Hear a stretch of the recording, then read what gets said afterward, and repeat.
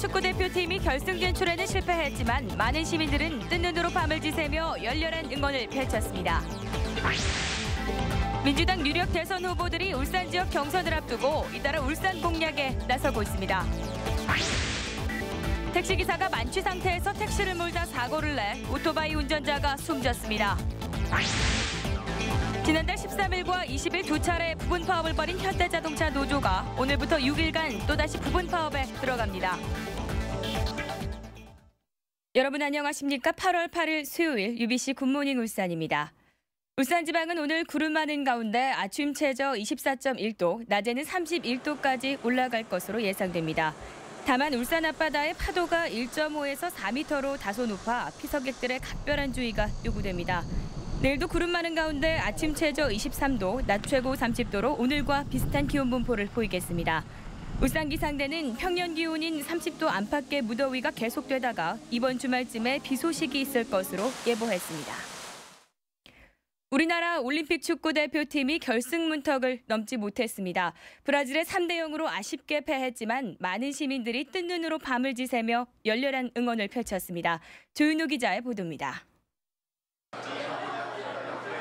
대형 스크린이 있는 곳은 어김없이 붉은 악마들이 차지했습니다.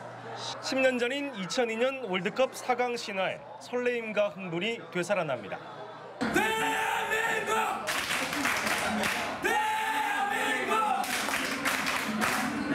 모니터에서 눈을 떼지 못한 채 선수들 움직임 하나하나에 환호성과 탄식이 교차합니다.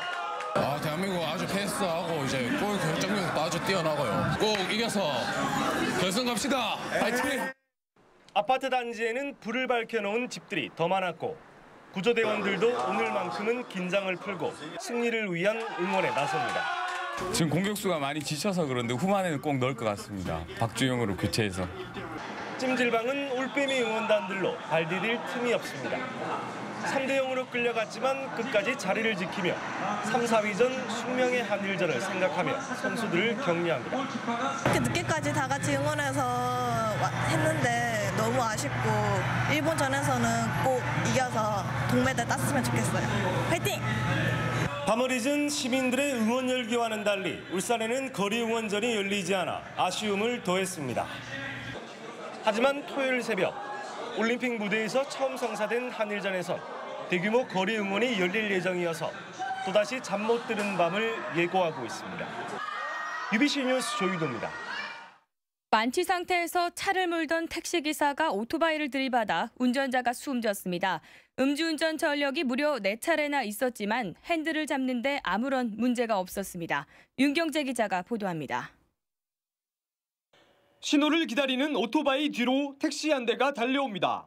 신호등에 가까워지는데도 속도를 줄이기는커녕 오히려 속도를 높이더니 그대로 오토바이를 들이받습니다. 택시 블랙박스 화면으로 다시 살펴봤습니다. 앞에 오토바이가 멈춰서 있는데도 아랑곳하지 않고 그대로 차를 몹니다. 이 사고로 오토바이 운전자 51살 이모 씨가 숨졌습니다.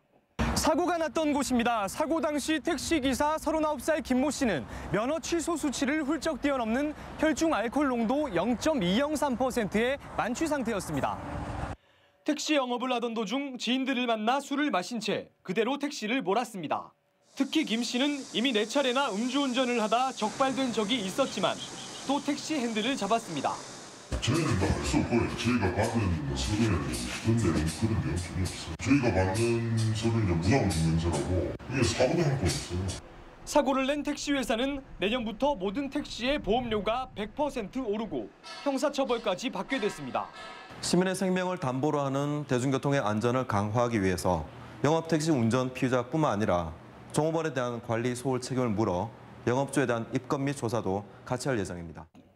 경찰은 김 씨에 대해 교통사고 처리 특례법 위반 혐의로 구속영장을 신청하고 택시회사 대표를 입건할 방침입니다. UBC 뉴스 윤경재입니다. 영업이 끝난 은행의 현금 지급기에서 돈을 찾는 여성을 상대로 강도짓을 한 20대 남성이 경찰에 붙잡혔습니다. 은행 업무가 끝나면 방범이 허술하다는 점을 노렸습니다. 김규태 기자가 취재했습니다. 저녁 시간 한 은행의 365 코너. 20대 남자가 이리저리 둘러보더니 돈을 인출하는 여성을 흉기로 위협합니다. 70만 원을 챙긴 이 남자는 200만 원을 더 인출하라고 위협하다 다른 사람이 들어오자 재빨리 달아납니다. 21살 권모 씨가 흉기로 여성을 위협해 돈을 빼앗아 달아나는 데 걸린 시간은 1분 남짓. 권 씨가 범행을 저지른 은행 365 코너입니다. 이곳의 경우 저녁이 되면 주변 상가들이 모두 문을 닫아서 밤에는 사람들의 발길이 뚝 끊깁니다. 은행 업무 시간이 지나면 청원 경찰조차 없어 무방비라는 점을 노린 것으로 보입니다.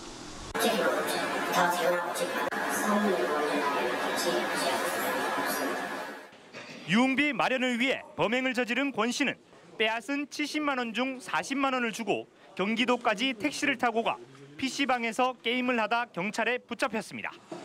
더워서 에어컨 바나나스가 들어갔는데 사람들 들어와서 pom프를 보니까 금액이 상당히 크더라고요. 이거 함께 하면 괜찮겠구나 생각이 들었고. 혼자 가시지 마시고 동행하시든지 아니면 시내에 번잡한 곳, 사람 막내가 많은 곳에서 현금을 찾아가. 권 씨는 절도 혐의로 구속됐다 가석방된 지 20일 만에 강도 행각을 벌이다 또다시 철창 신세를 지게 됐습니다. UBC 뉴스 김규태입니다. 동천강에서 은어 수십 마리가 떼죽음을 당해 북구청이 역학조사에 나섰습니다.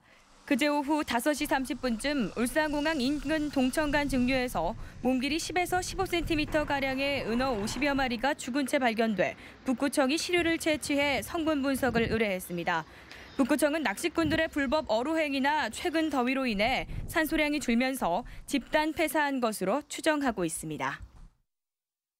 오는 26일 민주통합당 대선 후보 울산 경선을 앞두고 손학규 문재인 후보가 울산에서 표심 잡기에 나섰습니다. UBC 특별대담에도 출연해 정치 철학과 대선 전략을 밝혔습니다. 이정환 기자가 보도합니다.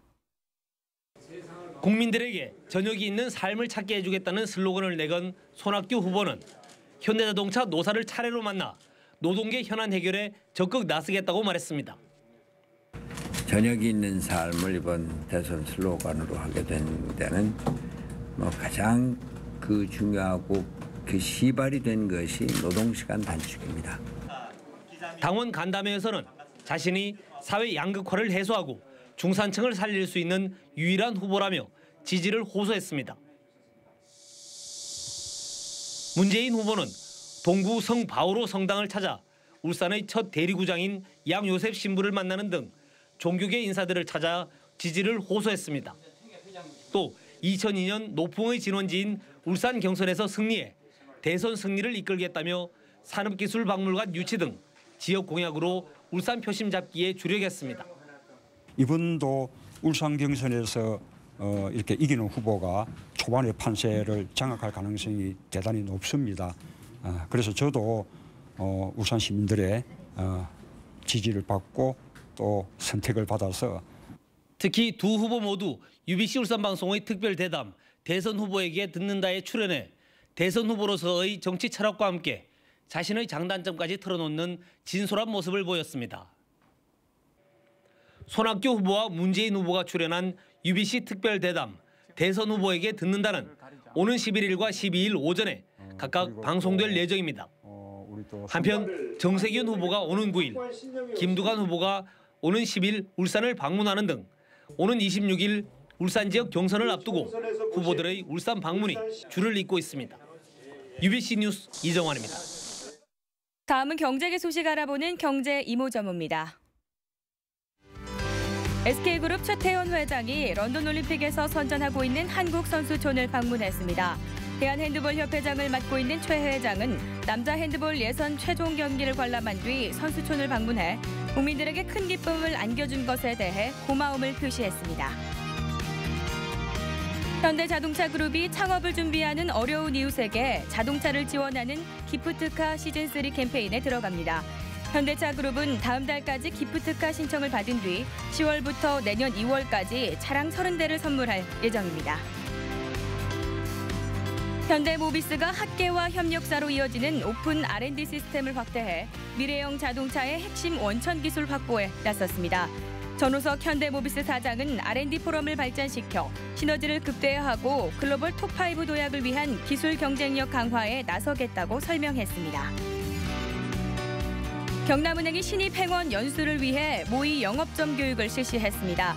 올 상반기 중견 신입 행원 46명을 선발한 경남은행은 입출금과 환전 송금 등의 기본 업무와 고객 응대 교육을 실시했으며 다음 주 일선에 배치될 예정입니다. PWA 세계 윈드서핑 대회로 해양도시로 성장하고 있는 울주군이 오는 2015년 완공을 목표로 해양 레포츠 센터 건립을 추진하고 있습니다. 이달 중에 기본 계획 용역에 들어갈 예정입니다. 이다루 기자가 취재했습니다. 파도를 가로지르며 힘차게 달리는 모터보트. 공중에 떠올라 스릴을 만끽하는 플라이피시. 풀장에서 미끄럼도 타고 친구들과 어울려 물장구를 치며 어린 시절 추억을 쌓습니다. 세계 윈드서핑 대회를 계기로 해양 스포츠 도시로 거듭나기 시작한 울주군의 새로운 모습입니다. 바닷가에 놀러와서 바다보트도 타고 친구들과 함께 물놀이를 하니까 너무 재밌어요. 해양 스포츠 대중화 추세에 맞춰 울주군은 진화 일대에 해양 레포츠 센터 건립을 추진하고 있습니다. 이달 중 용역에 들어가 기본 설계와 부지 보상을 거쳐 내후년에 공사에 착수합니다. 울산 지역 해양 스포츠 활성화의 전진기지 역할을 하게 될 해양 레포츠 센터는 오는 2015년 9월에 건립될 예정입니다.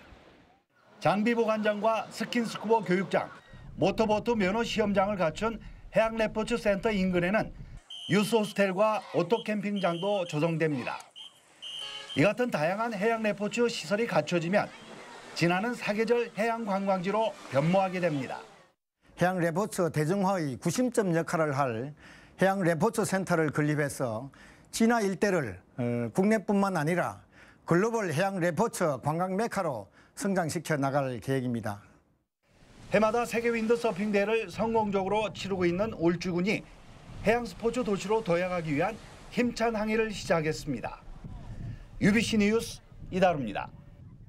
지난달 13일과 20일 두 차례 부분 파업을 벌인 현대자동차 노조가 오늘부터 6일간 또다시 부분 파업에 들어갑니다. 노조는 휴가 기간 회사에 요구한 사안이 방영되지 않았다며 오늘 오후 1시부터 주야간 2시간씩, 내일은 3시간씩, 10일과 13일, 14일에는 4시간씩, 그리고 17일에는 2시간씩 부분 파업에 들어가기로 했다고 밝혔습니다. 회사는 이에 대해 집중적인 대화가 필요한 시기에 파업을 강행하는 것은 노사 모두에게 피해와 혼란만을 가중시키는 일이라고 밝혔습니다. 수온 상승으로 울산의 해안에 해파리떼가 기승을 부리면서 지금까지 73명이 피해를 입은 것으로 나타났습니다. 울산시 소방본부는 지난달 27일 처음 피해가 신고된 이후 73명이 피해를 입었다며 해파리를 보면 바다에서 나온 뒤 구조대원에게 신고해 줄 것을 당부했습니다. 울산 해안은 수온 상승으로 25%이던 해파리 출현율이 최근 60%대로 늘어났고 독성이 강한 노무라입깃 해파리 출현율도 20%에 이르고 있습니다. 울산시 교육청이 자원봉사 점수를 미끼로 일선 학교에서 폐휴대 전화를 수거한 장애인 단체에 대해 경찰 수사를 의뢰했습니다. 시교육청은 이 단체가 폐휴대 전화 수거 캠페인에 대한 일반적인 협조를 요청해놓고는 일선 학교에 전화를 걸어 자원봉사 점수를 주겠다며 휴대전화를 수거한 뒤 관계자가 잠적했다고 밝혔습니다. 시교육청은 최근 3년에 걸친 이 단체의 협조 요청 공문에 대표로 적힌 김모 씨가 자신은 관련이 없다고 부인하고 있다며 이 부분도 경찰이 수사해 줄 것을 요청했습니다. 수요 열린예술무대 뒤란이 오늘 저녁 7시 30분부터 울산 문예회관 야외공연장에서 열립니다. JK 김동욱의 사회로 열리는 오늘 공연에서는 인기가수 가비앤제이가 출연해 연락하지마 연애소설 등 히트곡을 선사할 예정입니다. 또 보경과 셰인도 아름다운 하모니로 여름밤을 수놓을 것으로 기대됩니다. 이상으로 UBC 굿모닝 울산을 마칩니다. 고맙습니다.